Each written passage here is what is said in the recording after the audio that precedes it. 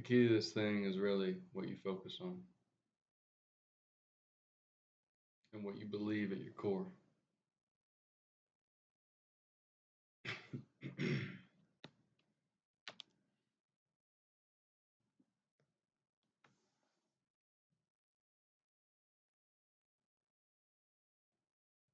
It's very interesting the more you pay attention to what you pay attention to.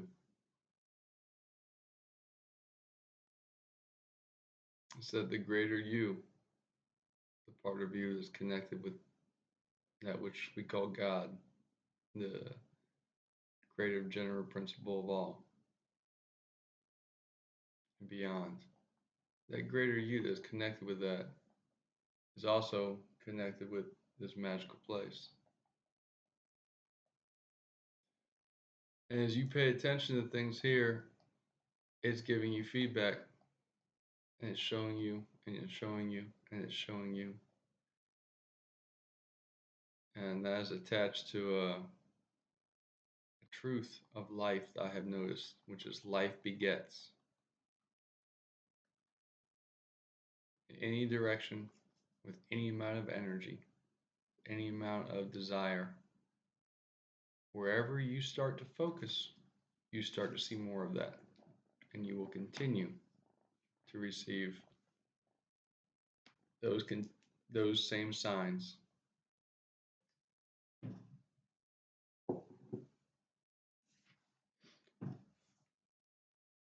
So if you look at a certain storyline and you feel that it's important to you for just 2 or 3 seconds, you will see other parts of parallels with that storyline in your life in the next few weeks. And that may seem coincidental to some, but coincidence is truly just multiple attachments to a singular incident. It's coincidences. So there is a through line of what is actually happening there. There's an incident and it's showing itself in a multitude of ways. Why is it showing itself that? Because it's you showing it to you. The it that you're seeing is you. The information that you're seeing is you. It's not just that you have paid attention to it or requested it, it's that you are the magical, divine, spiritual. I won't even say magical, it's beyond that. You're divine, spirit, limitless energy in all ways. And you put that energy on something, and so that something begins to, because it is of the same nature as you, it is of God, it begins to give you more of it. It gives you more of it because you have requested it, because you are divine energy. What you pay attention to grows. It begins to grow and it's proud of itself. It's showing more of itself to you because you are the thing that everything is looking at.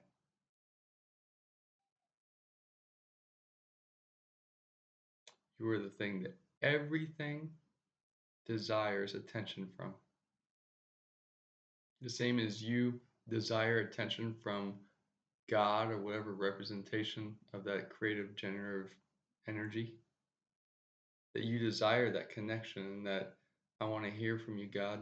I want to speak to you. I want to make sure I'm doing the right thing, or I want to give glory and energy to you. That exact same thing is what's happening with this place. That you are the fractalization of God, and everything is looking for instruction from you. And instead of living in the purity of that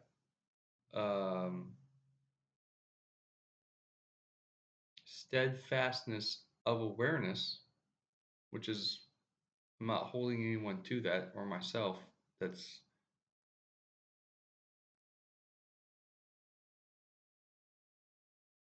a state, not a requirement. But instead of having the opportunity to look at ourselves in that manner and then live there. It's actually that we are living there, but we can't get through to it all the time because we've taken in information on a consistent basis that tells us a different story. And so we are story because story is how limitless energy attaches growth from one side to the other side of itself. It tells a story of where it is, where it was, where it's going, how this thing is molding. So we are the development of story. And in this lifetime, we are the story of the stars, the story of the great myths, the story of um, the hero's journey. Come on, May. I know. And yet the story of the stars is always the story of you, your growth. Always. It's the same story in the Bible and the Torah and the Greek myths and Egyptian pantheon. Same story as the Lion King. I just thought of that the other day. The Lion King. It's obviously retelling of the Sumerian and Egyptian pantheon. It's beautiful. But if you take that analogy, all stories are a retelling of the same story. And the fact that we feel like that's outside of us is the illusion.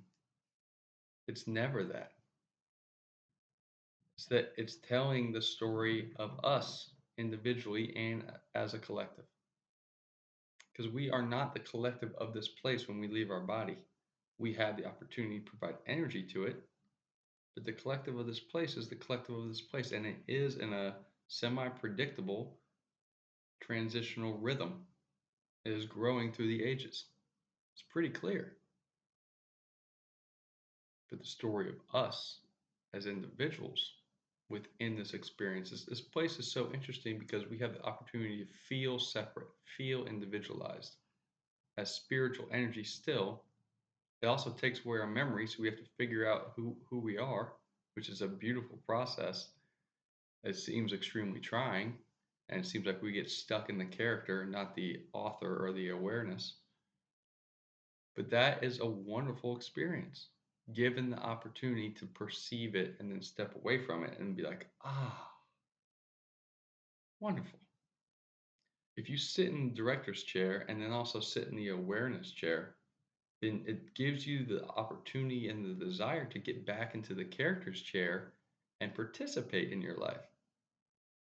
The key is to not only participate in the character, being the actor and the audience in your life, and get caught up in the emotions and the feedback of it without remembering you are the director. So you're in control of this thing, and you're also the aware, the spiritual entity. Don't separate those parts because those are the most important parts. The character is living in the realm of effect, of density, of singular separation, of frustration, possibly. And then the deeper spiritual part, the author and the aware, is living in the cosmos. But when the character gets so frustrated and it separates from the director, the author, then it's everybody's fighting themselves from the inside out. And that's a tough place to be because everything, first look within, everything begins within. That's where the cause is. It's part of what we're here to learn. Not that we didn't know it, but it's a different process learning that through the singular separation of this place as I'm me, the presentation and the feeling of that, being all alone, and then also the density of this place, the immediate feedback of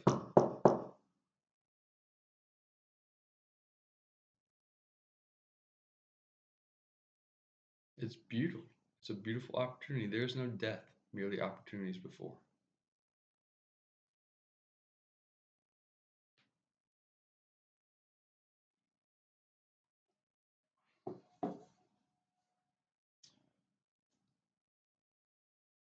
Well, what you focus on is continually showing you, not because this place is a trick, but because you are that.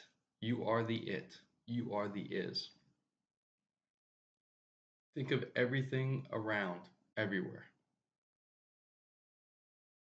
And there are scenarios and things that are ordained for a certain manner or for a certain attachment to a certain individual or a certain group or certain time period. But in general, think of everything that comes into existence and contact with you in this opportunity of this brief density and begin to perceive it is looking at you. And if it's looking at you as the character and you are operating as the character, then you are not in a position to provide direction to it. But if you are in tune, a very, very, very well practiced, well informed audience member, and a very, very well practiced and professional actor, then they're in tune with the synchronicities of what is required in that moment being present and also what is required from the director.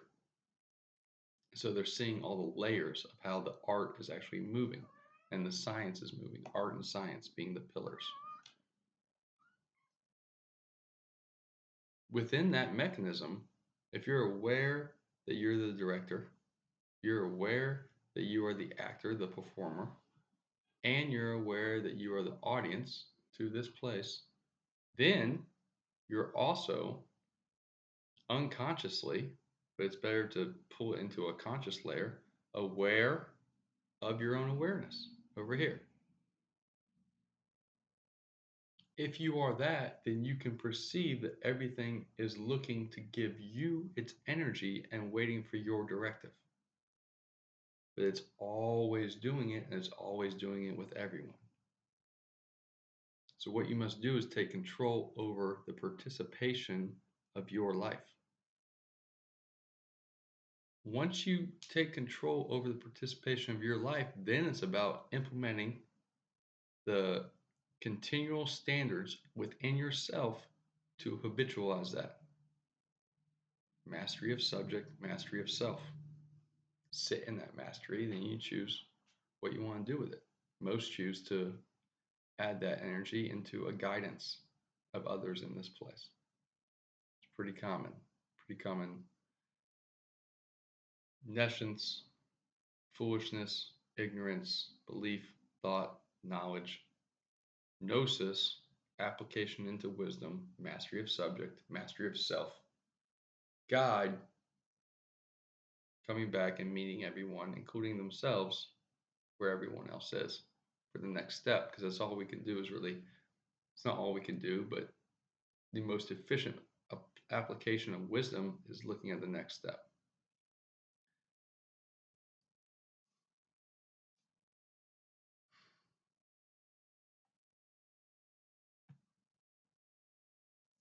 So once we gather an awareness and we perceive that this place is truly magical, and there are layers of possible manipulation, but really there's layers of collective unconscious information fields that have seeped into us. And so they're telling us a different story, not that it's right or wrong, but that story that's being told to us is offered in the manner that is for our own safekeeping, which keeps us in little boxes, smaller and smaller than what we actually are. And so we become more and more condensed and tight and frigid and controllable, and fear stepping outside the boxes because everyone we know is within those boxes as well. And so we spend a great deal of our life middling ourselves to make everyone else comfortable who's middling themselves. And all of that is deeply, deeply unconscious into our lower unconscious.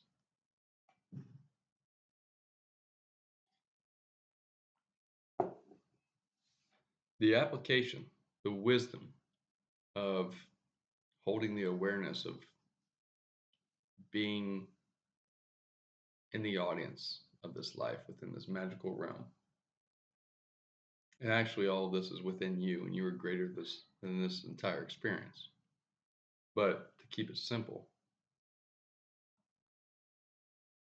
the application of your awareness of being in the moment and perceiving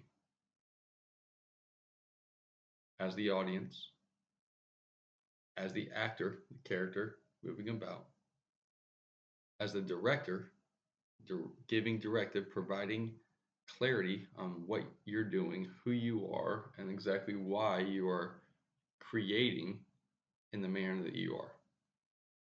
Most of this is based on holding a separate awareness, which is clearing the mechanism or being the observer, not putting too much energy into judging yourself, judging anyone else, or tinkering with the thoughts, allowing the thoughts. But what you really want to do is become friendly with everything. Become friendly with the gangsters. Become friendly with the prostitutes. Become friendly with um, the preachers. Become friendly with the easygoing friends. Become friendly with the jesters who want all the attention. Become friendly with the quiet guy in the corner. Become friendly with the old people and those that are striving for money in middle age and the young kids. Become friendly with the trees. Become friendly with the ghosts and the spooky things in your mind or whatever's stuck somewhere within the carvings of the walls that you just haven't got to the place of addressing yet, and it's in there, and it's some form of implication of an archetype from cartoons or horror movies or whatever, or something somebody said to you, or being upset at your dad for being a kid. All that stuff that's in there, a terrible violent scenario that happened, or a breakup, whatever.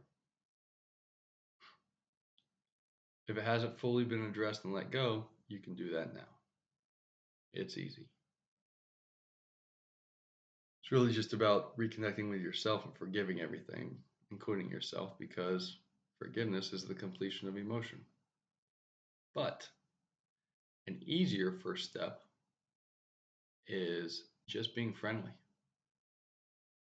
Just be friendly with all the stuff in there. And if you're in a friendly perspective, if you're sitting around having drinks or hors d'oeuvres or whatever at somebody's house that you're cool with, and you're on the back porch, and say there's four of your loose friend group, four acquaintances there, or friends, plus you and the host, who's a good friend of yours. If you are in a position to take great offense to anything that anyone says, no matter what, even if it's against you blatantly, then you are a position of weakness stuck in the character of you. If you are in a position that you don't even have to think about it, you're enjoying your experience because you're enjoying watching the beauty and the God in everyone else show itself on whatever level without judging anybody, saying they're stuck at this level, but just seeing how it unfolds, then you are in the audience of the character, and you're in the actor of the character, and you're in the director of the character. If you are in the position that all those individuals there are being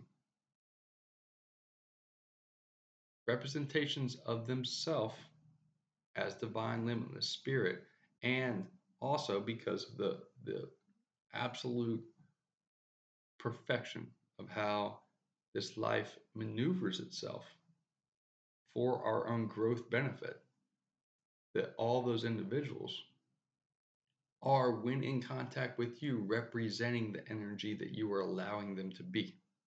And so it's actually a gift to you to see the parts of you that can be addressed, that can be let go of, that can grow, or as offerings of you so that you can step into the role that you must address for the next stage of your life and your growth. That they are literally providing you that which you are to a certain degree keeping them bound with it. And if you can allow yourself to be in the audience, in the director, and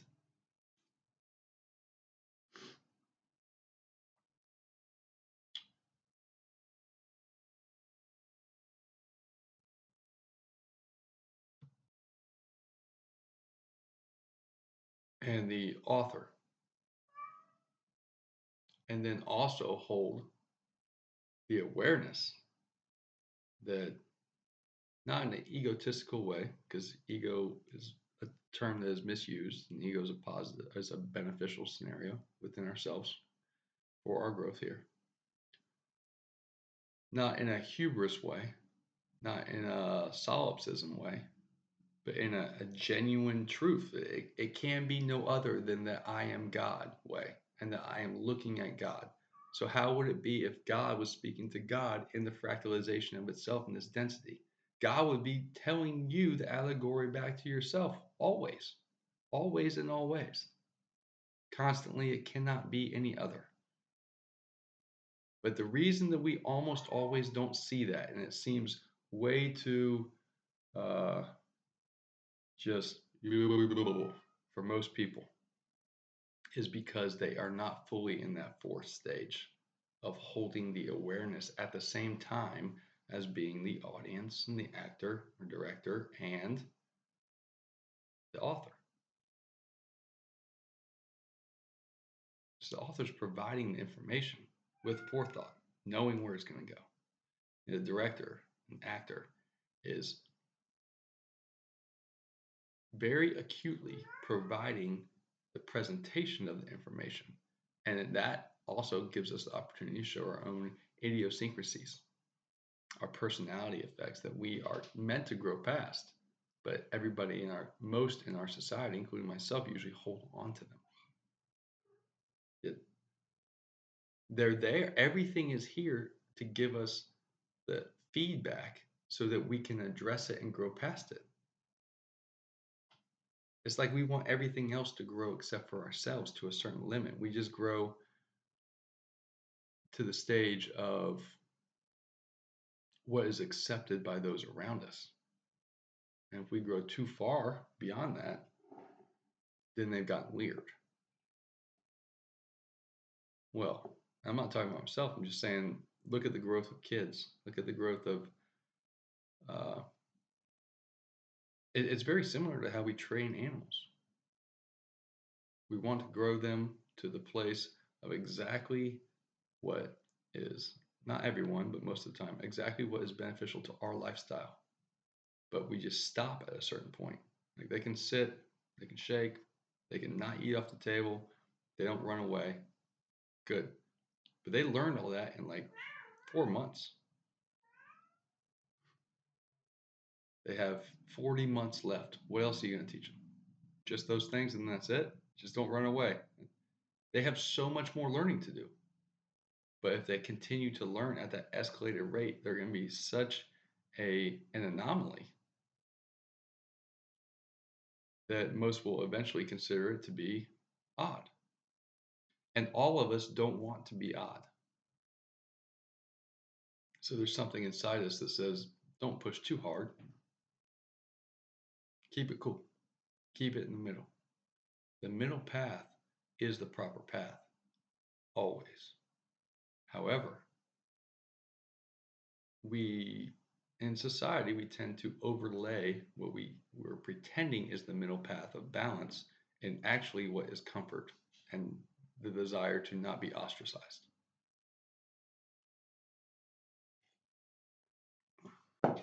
And so,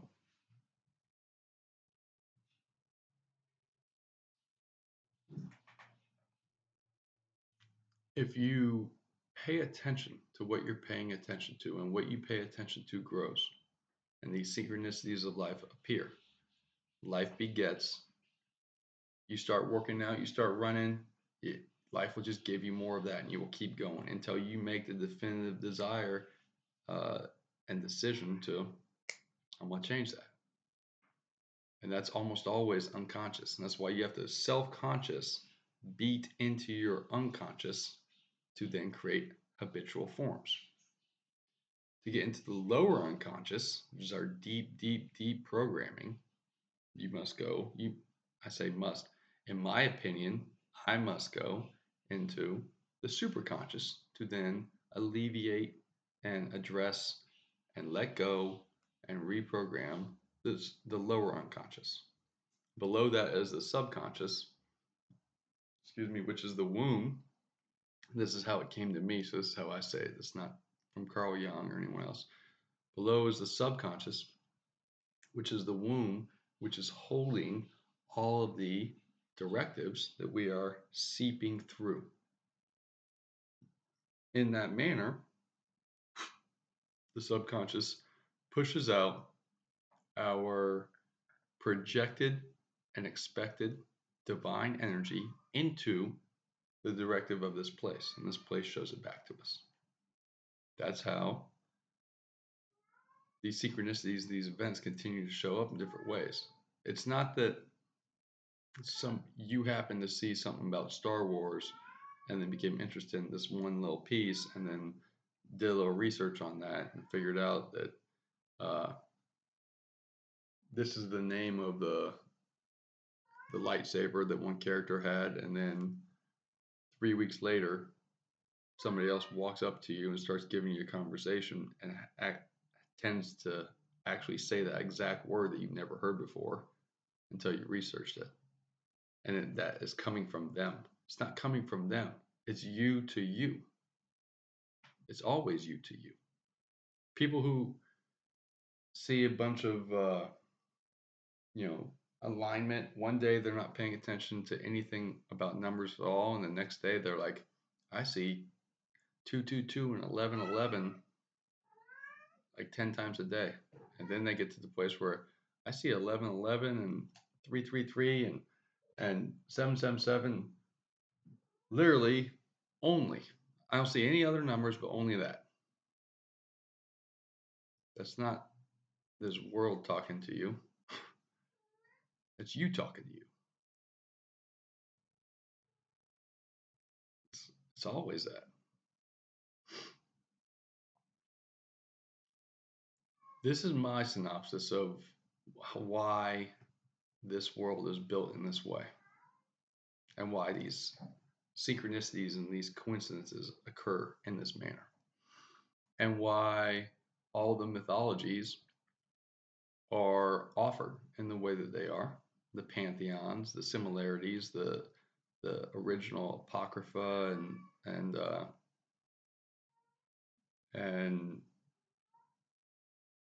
Nagamani scriptures, and King James Bible, and all types of more esoteric literature.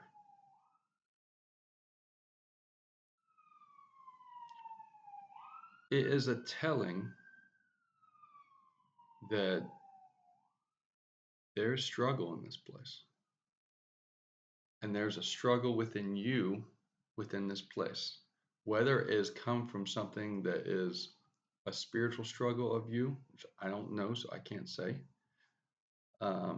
or it was something that was offered to you, like a lady at the end of a table before you jumped into the portal to come here, and before you had a body, she rolled her rocks and said, "You're a Gemini, and these are the things that you must address. And I behold upon you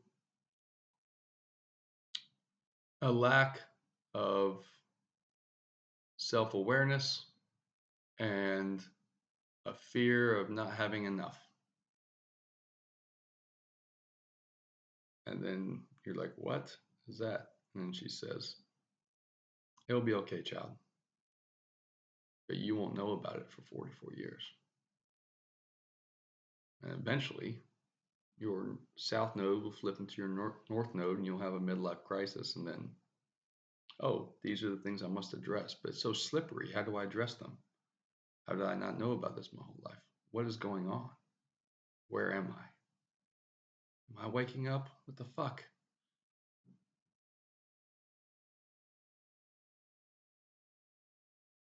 This place is offering us the opportunity to see what it is that we've been gifted as weaknesses and as strengths. So what is our great desire internally that we cannot shake? We have to do that thing, and we don't know exactly where it came from, but it's like it's important. Versus what is it that's bothering us, that's truly like an unaddressed fear inside, something that we really, really don't like. Well, with the pursuit of this thing, that which is very, very important to our desire, that's innate, not coming from society, and then that which is very, very bothersome or irksome or frustrating to us, we pursue the desire and we address the bothersome part of us. And this will eventually, the bothersome will eventually, by being addressed, transmute into the power that supports our desire and our direction. And that provides the middle path.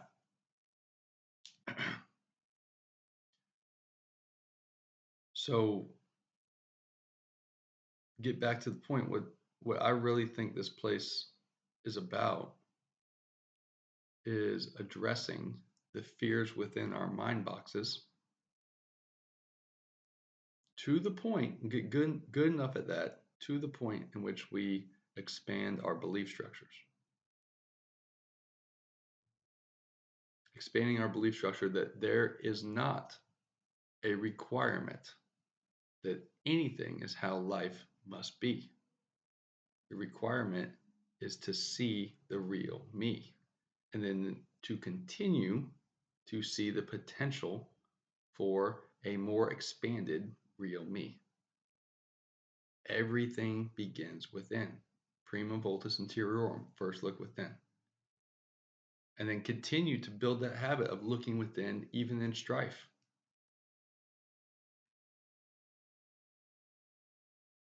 We are so caught on looking outward, even if we know all these things on paper. Like, I am God, I am love, I am limitless, I am whatever, I'm creating this. Okay. And then when something happens, it's like,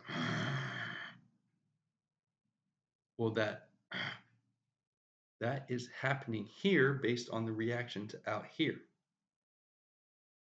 And so I am putting the outside back in here. And what's that doing? Propelling it back out. Because it's a deep consternation, a deep, almost a gratification of the hostility that we still feel inside. There's a hostility that has not fully been addressed inside. And so when we have the opportunity to receive that energy back, we then and feed it back to ourselves. And then that feeds a deeper growth of that little bit of hostility that when we're balanced, we really don't even want there in the beginning. I'm all for shadow work and saying you don't have to get rid of all that. I mean, I am strongly empowered by a warrior that I can't put into words. But I also know that that warrior is there to grow me, not to get mad at anybody. Getting mad at anybody is literally projecting my energy against my own growth. I'm holding myself down in the future because this environment, this home, these trees, this ether, this wind, these people, these animals, they are giving me the energy that I am slowly allowing out. And it's a continual process for me to see, where am I? Where am I in this growth? Where am I in this process of who I think I am? Ah, shit. Thinking doesn't fucking mean anything. Nothing wrong with it, but it's not who I am. Who do I truly believe I am? And then when I truly believe I am, not guessing, not hoping, this world, this magical world, will reflect it back to me. And then I have the opportunity, this is great maturity in my view. I have the opportunity to see, oh, huh, so that's who I am, huh? Hmm. Thank you, world. Thank you to myself. Thank you to love. Let's write that down. That's what I must address now and keep it rolling. That's where the great game is. That's where the phenomenal mystery of life occurs. In the lack of reaction of what seems to be great detrimental information feedback.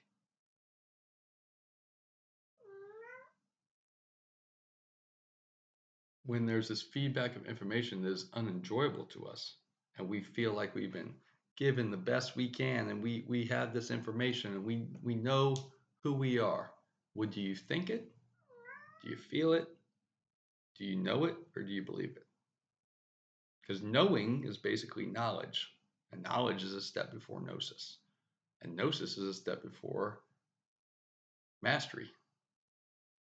In between gnosis and mastery is the application of the gnosis into wisdom. When you apply something, you don't have to think it anymore. It's way past thinking. You don't have to try to convince anybody of anything. Your words are for you, your actions are for everybody else. But both of those things really aren't what gives you the feedback of it, it's when you believe it. When you believe it at your core, it will continue to be from your superconscious, self-conscious, unconscious, lower unconscious, projected and fed within the subconscious and projected out. See, the subconscious projects out information that is in you, but there's a myriad of different particles of information in there. There's only a few of them that get projected out at any given moment. And there's one moment. So it's not guaranteed what's going to come out. It's what is most efficiently being fed in. So the more that your belief structure is fed with this exact line, the more that all the little boxes within the subconscious have that remnants, that resonance, that ingredient within the box. So every box that gets put on and shot out every hour, whatever it is, every second, then the more and more of you that believes who you are at your core, more and more of that exact resonance will be in each box. And that's how you expand your belief structure. So be honest with yourself. I'll be honest with myself. How many, if there's 10,000 boxes in the cave of your subconscious and there's a river running through it, and that river is, um, there's like lemmings or magical bunnies in this cave working for you, and they're picking off a box at, it seems random, but they're picking off a box from the wall and they're putting it like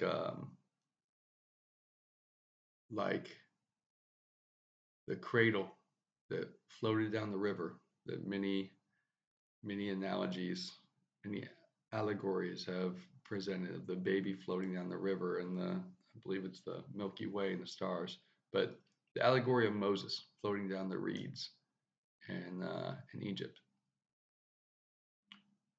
So you put the bunnies in your subconscious take a box out and they put it in the river of you, of your divine mother connection in your subconscious, and it floats down the river. And then it gets to the end of the river and it hits the portal and shoots out.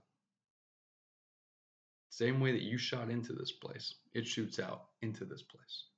You're a fractal of the process of coming here. You're a fractal of the greater process. So your subconscious is shooting that information out. There's 10,000 of those boxes in your cavern, your cave of your subconscious, holding everything that is truly dripping through you. Most importantly, your superconscious and your lower unconscious.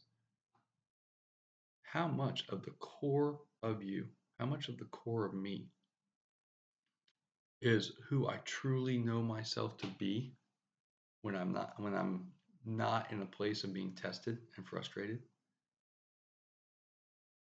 compared to when pushed? How much have I really mastered myself, and how much, if I really, really had to bet my left hand on it,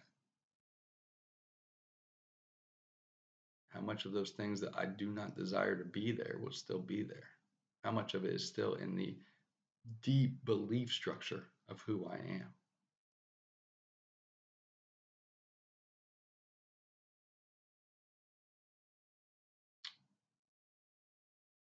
I would say it's about 50-50 right now for me. I would say I've grown to replace probably about 50% of fully replace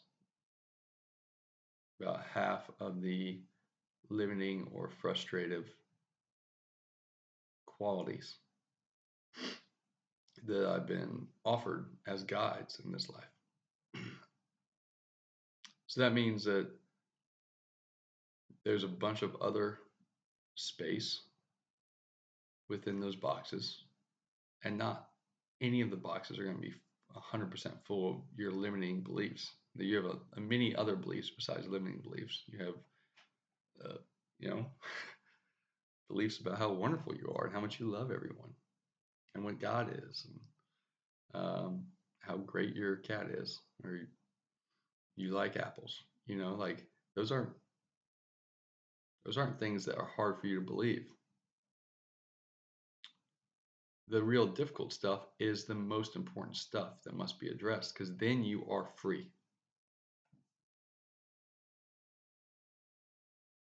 We talk about freedom like it's someone else holding somebody down, and that is a constant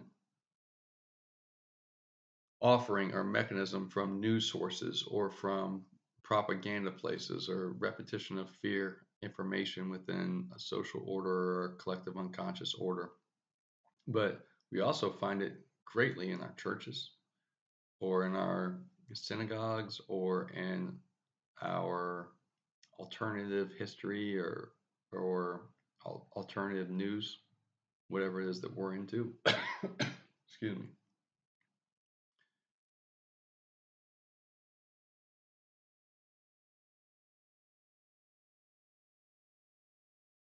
Those information sources are also offering what is a limitation. I'm not saying don't listen to them. I'm not saying get upset at them. I'm not saying I'm better than anybody. I am saying that this is the truth, and that truth is hard to put your finger on because it's always changing, and that there's layers to the orb of truth. But in this instance, I'm very confident that it's close to the orb, close to the interior of it. One can find their way through those processes. So it doesn't mean don't do that. But those are not where one finds freedom, ever.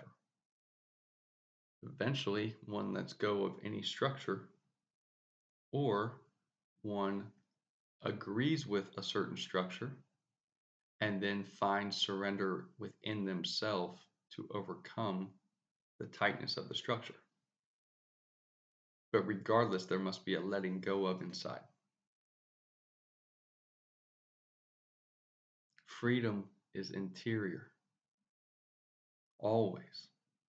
If somebody's trying to find freedom, and they think it's 20 acres and or 200 acres and their own water source and their own boat and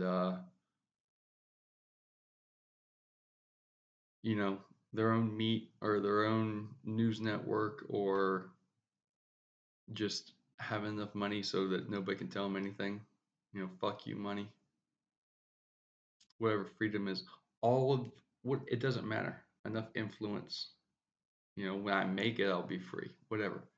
All of that stuff is truly, purely an implication to their current self, who they really are, that one day they will be able to then sit and smile and take a breath as their real self. And then they'll be able to let go. And then they'll be able to say,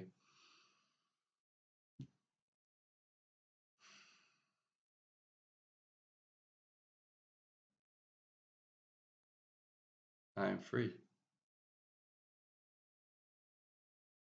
It's their desire to get themselves to the place of allowing themselves to be free. They must do enough to allow themselves to be free. That's the story that they have accepted and that they are retelling to themselves.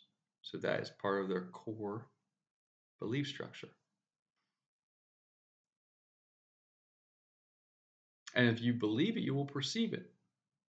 And so it's very likely that if they give enough energy to it, they focus and they apply it properly, intention, attention, listen to your belly as your rudder, and then apply the friction on the intention and attention at the same time, and you don't let go and you keep doing it, it's very likely you'll get there. Anyone will. And then they will have that moment of release.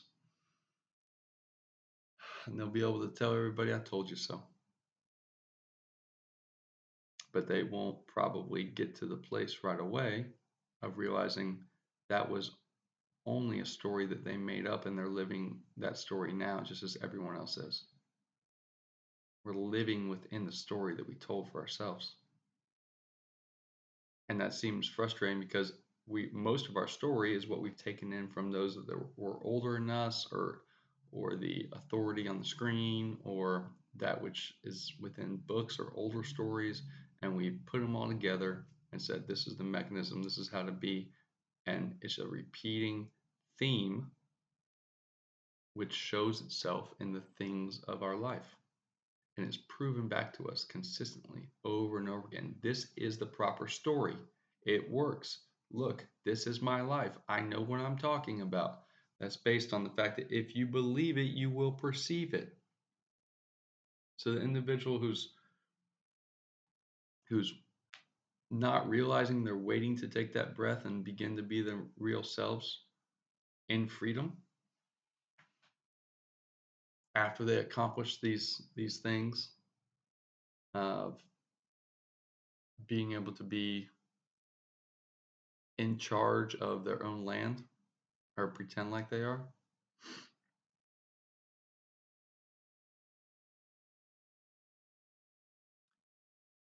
The tricky part is that it is true.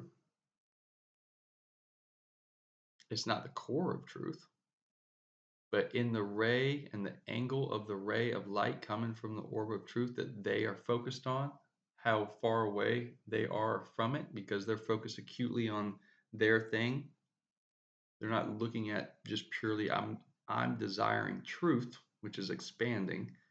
They're looking at the acutely focused, this is what I'm doing with my life in this order, very left brain, which is not good or bad. It's just how it is. Dot, dot, dot, dot. Militaristic.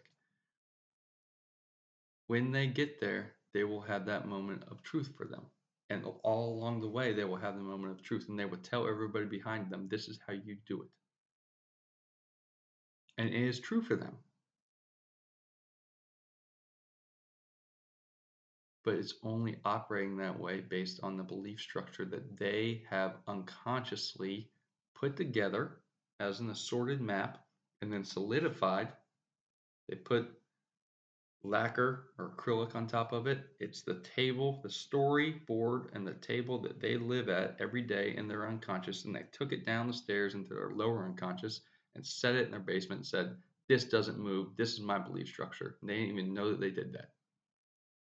And because that's the process that happened, then you either have to go back in there and clean that basement out and take that stuff out and say, this stuff is not a big deal. I'm in control of my life now. I'm free now. I'm God now. Or you just go,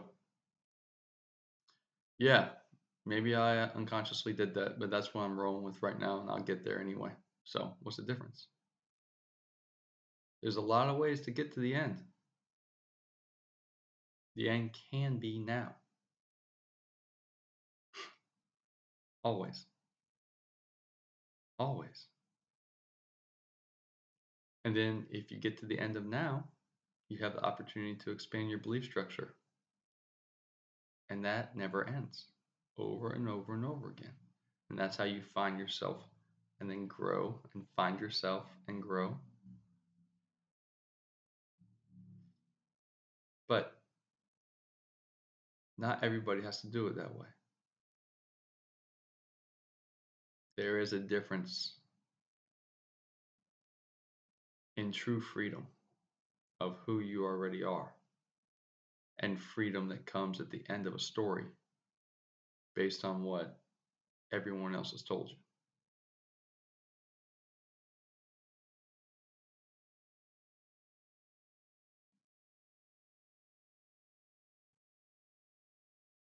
What happens at the end of the movie when somebody achieves their dreams? There's only two ways.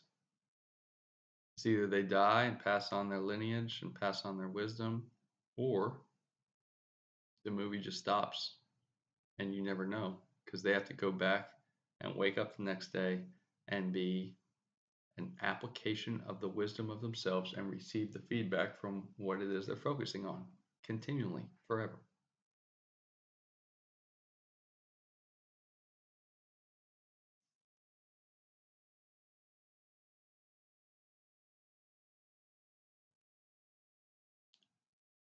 You must be the real you.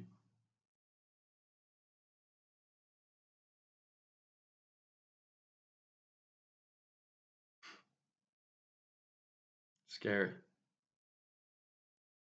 Because it seems like very few are out there actually doing it. But you must be the real you.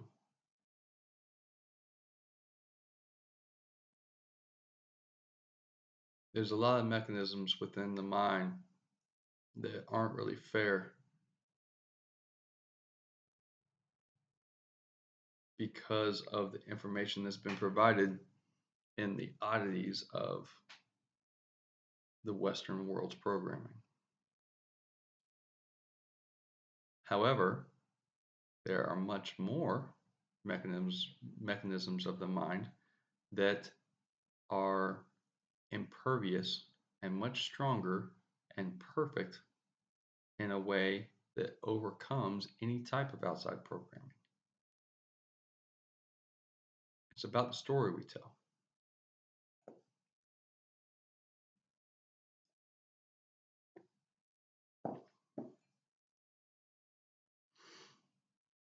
It's never too late to be you. There is no past. There is no future. It is you. The past and the future are bending around you now. Everything is bending around you. Everyone you know is bending around you. I've had scenarios in professional life where individuals were super rude to me and I was super hot and in an email. And yeah, I could probably still tap into it easily, but I'm doing my best not to. I used to be not a guy you want to cross when I was uh, angry, because angry was, you know, Scythian. Like, I'm cool with fighting to the death right now. And I just remembered this story, so I figured I'll share it. Received an email, and lots of times when somebody says something that's outlandish about you and it doesn't hit something that you believe about yourself, it's easy to just let it go. It's easy almost to have empathy for them and love them because it doesn't resonate with you. But when something resonates with you, then it feels like they're pulling your card and showing it to everybody. And that's when it really hurts. And that's when you want to react and pull their card or knock them down or stand up for yourself or change the subject or just be. Or some people just want to tell jokes and bring the other one down through misdirection. So I received this email, and some of it was based in finger pointing that it was decent points, but it was completely uncalled for and not based on what I was speaking about. It was obviously just a lot of frustration over the years. It just got let out. It's like, ugh, okay. Now, a piece of me, what I want to do is be like, here's 5 or 6 words in response. But I was at the place where I knew that reacting has not, since I became aware of the fact that reacting was an issue in my life, I saw more and more of the life begets pattern that when I react, just always that. Now that is and or was part of my belief structure, probably still is. So that can change at some point, but that's how I'm perceiving life now. Shit, everything I'm saying is part of my belief structure. I chose not to react because I had enough feedback with my lady or my kids or my, other family, just mostly just me to me, you know. I didn't say anything. And then after a couple days, I found it within myself to send love and gratitude within myself to that individual. And honestly, 2 days later, I saw him and he was super, super cool and kind and quiet. And I didn't say anything. Wasn't even judging him anymore. Wasn't anything. I sent him love and gratitude and it showed up. It's difficult to do that all the time. But we signed up for difficult shit here.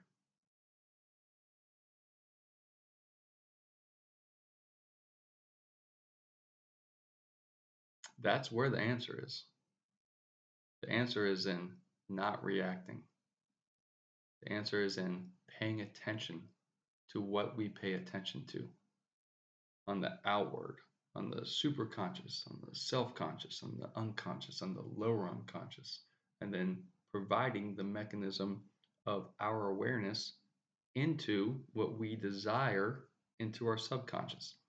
And with those loops of constantly paying attention to both parts of that, then begin to receive the feedback in our life, take note of the feedback, apply the feedback, grow, just keep it within the awareness of this. I am the 4 stages. I am the audience. I am the actor, director. I am the author, and I am the aware. So be aware of these things. And then begin to, based on the notes that you have received and feedback and the application that you put into that feedback and seeing how life changes around you, begin to expand your belief structure of what you are, of who you are, of what is possible for you. Because this whole thing is you.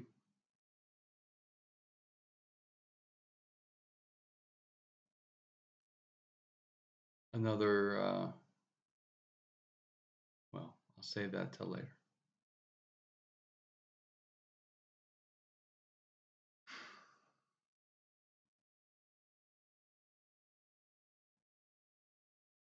See if you can feel yourself holding awareness, holding truth, holding resonance, and then looking at, okay, what's the next thing I'm going to do in this day right now? Say something calls your attention, your kids or your job, or you have to go run errands or whatever, and then attempt to see what it feels like the second you start to put your energy and your focus on the other thing. It will likely feel like you're going back into a default program. You're going back underwater to go attach and accomplish this other thing. And then at some point you'll come back out. And that shows like you're diving back in and sitting in the seat and buckling up, and now you're back in social personality playing by the rules. Which there's nothing wrong with that. But if that is not attached to what you're working on spiritually and internally of you, then it's energy that's focused.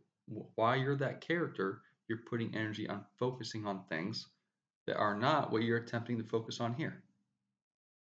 And so you're still divine limitless energy, but you're paying attention only as the character to all this stuff that isn't actually what you truly desire to pay attention to. And that's where we get a lot of nonsense feedback that muddies the waters and frustrates it. And we think we're doing the right thing, but just catch yourself. How often do I put my attention on a task, a chore, just wondering what's the next thing I'm supposed to go do? If I'm doing manual labor or yard work or my job or whatever, how much do I check out and then go into checking out's fine, but go into default mode. And when I go into default mode, can I feel that I'm in the ride of my character? And what am I then paying attention to as the character?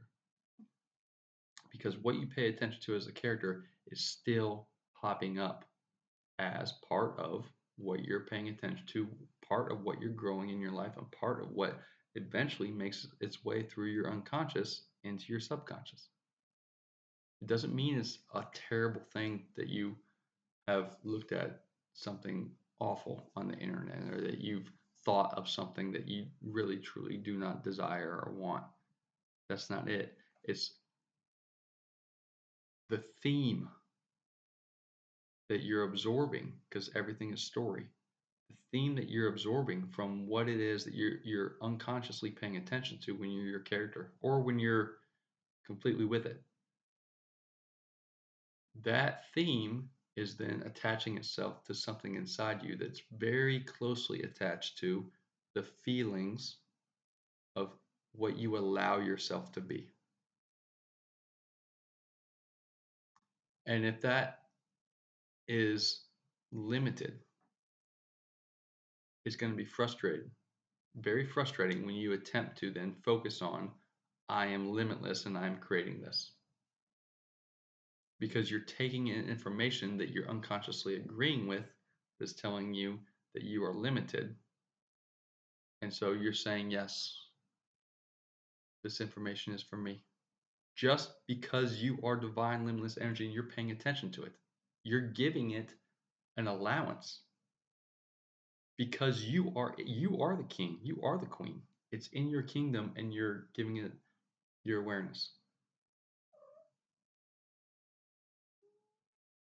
And that's where all these thoughts, the pimps, the ridiculous, derogatory, or frustrated thoughts. It may be a lot of different sources, but for the most part, they're leftover information from the information we've allowed to be in our presence, in our divine presence. And so now it just kind of flows through. And people think what you look at or what you pay attention to doesn't jump into your life. It either jumps into your life or it muddies the waters in your mind and just gets in your way. Focus on what it is that you truly, truly, truly are already.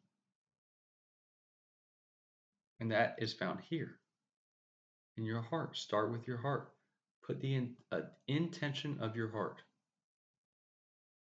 on the singular goal of what is truly you.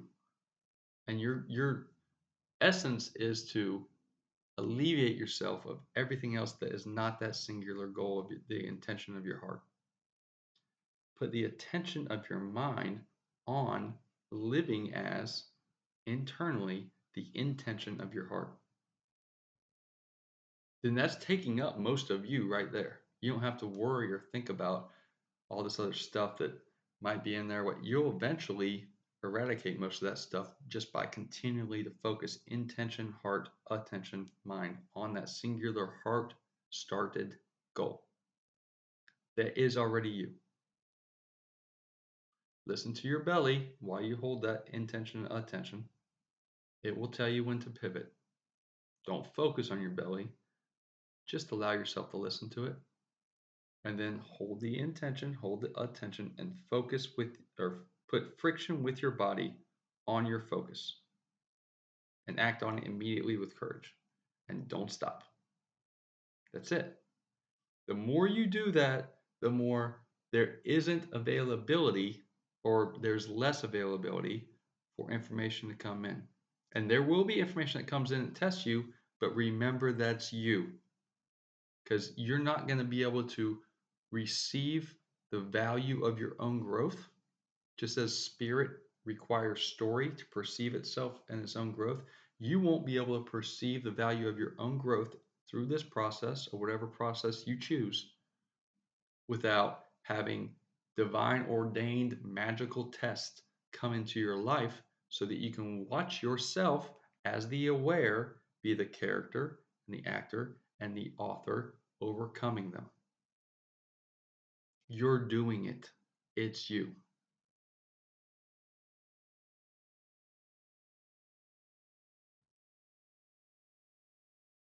Stop getting mad at it. You have more energy just to focus on the thing. Once you focus on the thing, you receive internal accomplishment, which equals joy. The consistent separation from internal accomplishment provides the environment internally for a confusion and a lack, which feeds in those things way down deep inside that we haven't addressed yet, we must address. And that is the environment that fosters addiction.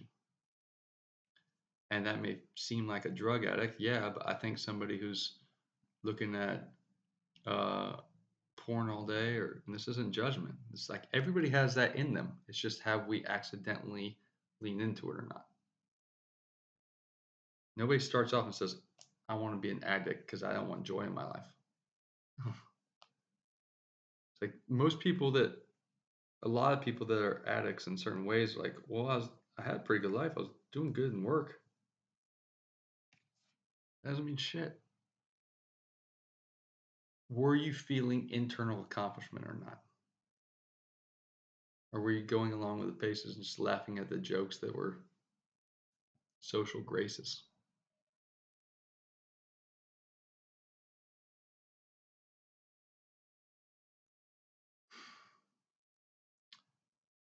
Addiction is basically giving of your divine energy into something that is purely distracting you from your own ability to be in control of your life.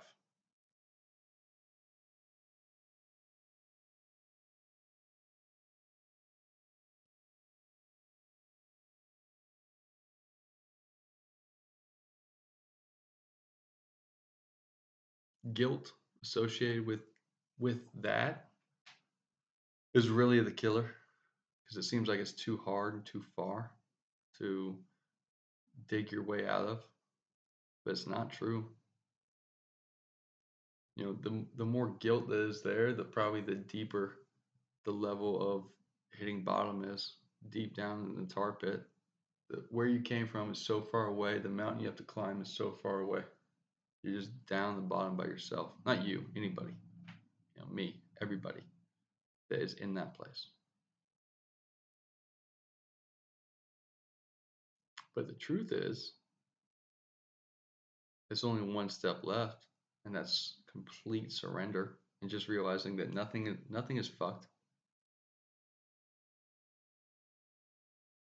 It's just complete surrender, and then attempting to. There's going to be chemical neuropathways and things that have to be addressed, but that's part of the great work. It's beautiful. It's fun. Once it looks like it's possibly fun, then you have the ability to enjoy living.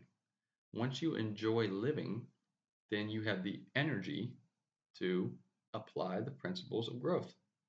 And there's many, many ways to get there. For me, right now, you connect with love, forgive everything, forgive yourself, let everything go naturally through that process, and then listen to the imagination of your heart, not your mind. It will show you something. Focus on that one heart intention, nothing else, that one heart intention.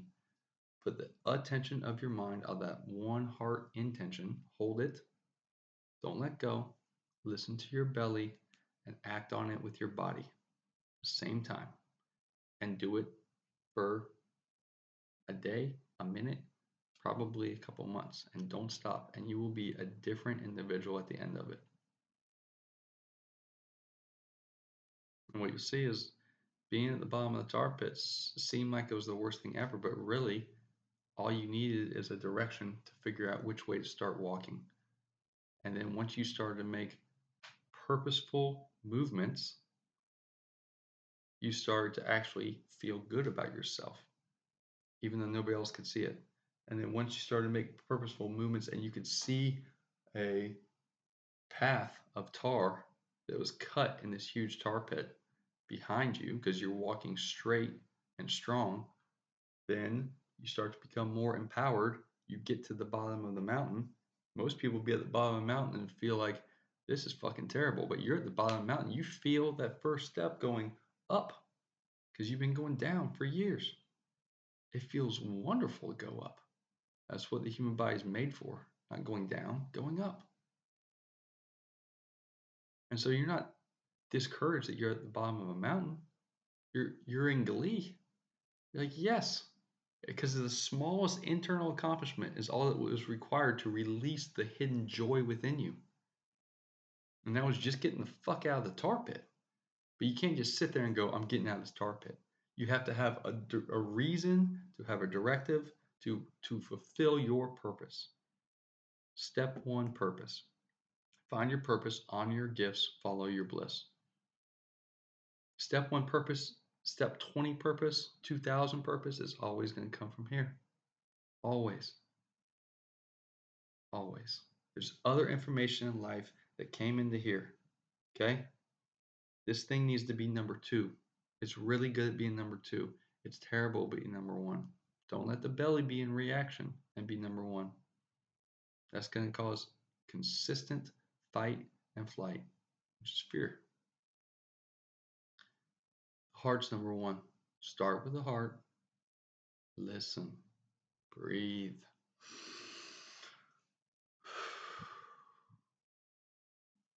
You are here to expand your belief structure of who you are.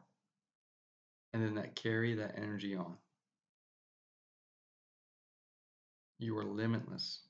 You are a fractalization of all, of God, of the singular one love, of the beyond. You are energy. You are perfect.